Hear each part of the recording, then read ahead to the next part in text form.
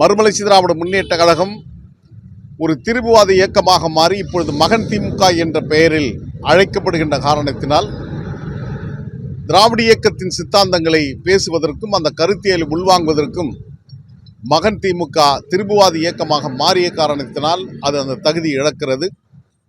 மறுமலர்ச்சி திராவிட முன்னேற்ற கழகத்தில் நாங்கள் ஆற்றிய பணிகள் என்பது ஒரு மகத்தான பணிகள்.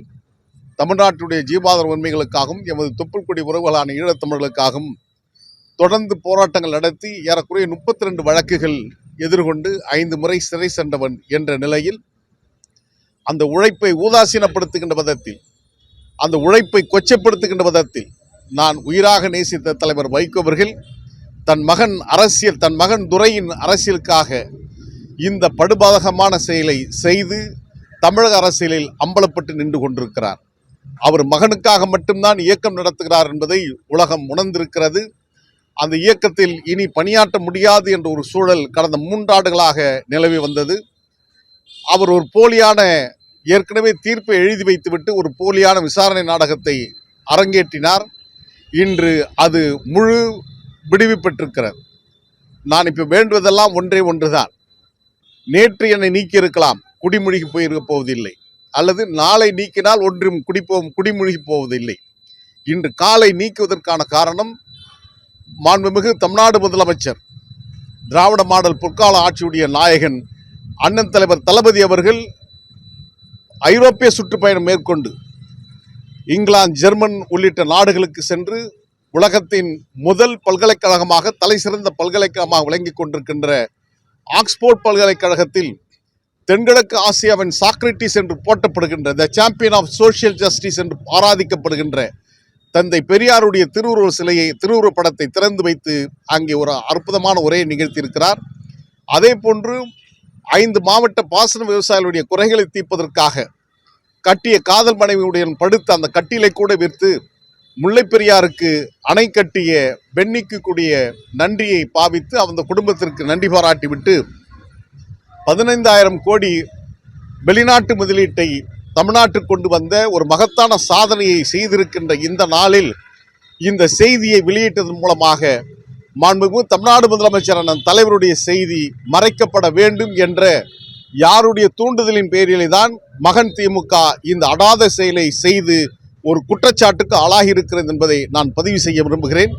நாளை என்னை நீக்கினால் ஒன்றையும் குடிமூழ்கி போவதில்லை.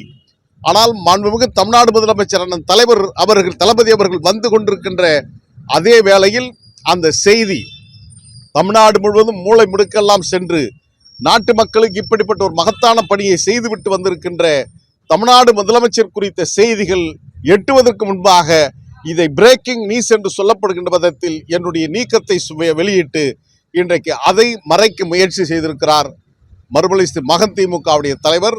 எனவே தலைவர் வைகோ செய்தது ஒரு அடாத செயல் மட்டுமல்ல, கூட்டணி தர்மத்திற்கு முரணான ஒன்று என்பதையும் நான் மீண்டும் பதிவு செய்ய விரும்புகிறேன்.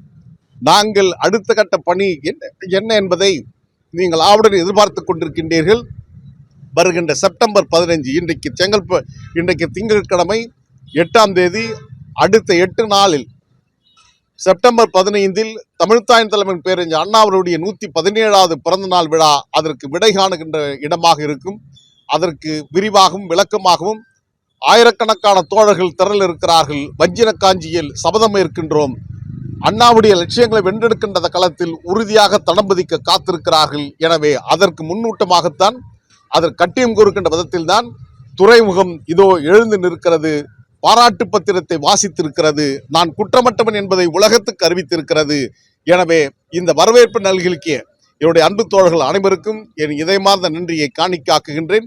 தொடர்ந்து இந்த பயணத்தில் ஒரு வெற்றி கொடியை நாட்டுகின்ற விதத்தில் திராவிட இயக்கத்தின் லட்சியங்களை காக்கின்ற களத்தில் உறுதியாக பயணம் செய்வோம். அதற்காக உறுதியேற்கின்ற நாளாக இந்த நாளை நான் பார்க்கிறேன். எனவே 2.25 தண்டனை என்று சொல்லுவார்கள், ஜென்ம தண்டனை. ஒரு ஆயுள் கால தண்டனை என்பது 14 ஆண்டுகள். அப்படி என்று சொன்னால் 2 ஆயுள் என்பது 28 ஆண்டுகள். மீதி 4 ஆண்டுகள் 32 ஆண்டுகள் என்று சொன்னால் ஏறக்குறைய 2.25 ஜென்ம தண்டனையை அனுபவித்தது போன்று அண்ணாவுடைய பிறந்த நாள் 117வது பிறந்த நாளுக்கு முன்பாக ஆயுள் கைதிலை விடுதலை செய்வதை போன்று 2.25 ஜென்ம தண்டனையை பெற்றதைப் போன்று ஒரு விடுதலையை தந்திருக்கின்ற தலைவர் வைகோ அவர்களுக்கு நன்றி கூறுகின்றேன்.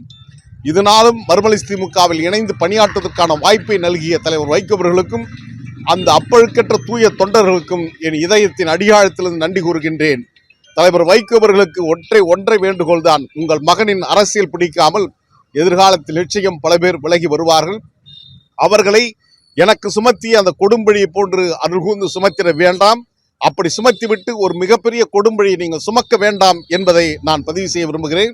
இதுகாரம் தமிழ் கூறும் நல்லுலகம் என்னுடைய நிலைப்பாட்டில் ஆழமாக புரிதலை கொண்டு என் பக்கம் நியாயம் இருப்பதை உணர்ந்ததற்காக உங்கள் அனைவருக்கும் நான் நன்றி கூறுகின்றேன். தமிழ்நாட்டின் அரசியல் களத்தில் வெற்றி சரித்திரத்தை களமாடுகின்ற விதத்தில் எங்களுடைய அடுத்த கட்ட 2வது இன்னிங்ஸ் என்று சொல்லப்படுகின்ற விடத்தில் அரசியல் 2வது அத்தியாயத்தை இதோ மாமல்லபுரத்திலிருந்து துவங்குகிறோம். காலை தலைநகர் காஞ்சியில் துவக்கிய அந்த நிகழ்வு இப்பொழுது மாலை மாமல்லபுரத்தில் துறைமுகத்தில் நிறைவு பெறுகின்ற விதத்தில் இது தொடங்குகிறது. எனவே ஒரு மகிழ்ச்சியான வரவேற்பை நல்கியிருக்கின்ற அனைத்து அன்பு நெஞ்சங்களுக்கும் இந்த நேரத்தில் நன்றி பாராட்டுகின்றேன். பிளே ஸ்டோர் மற்றும் ஆப் ஸ்டோரில் இருந்து பாலிமர் செயலியை QR கோடு மூலம் பதிவிறக்கம் செய்யுங்கள். செய்திகளை உடனுக்குடன் பெறுங்கள்.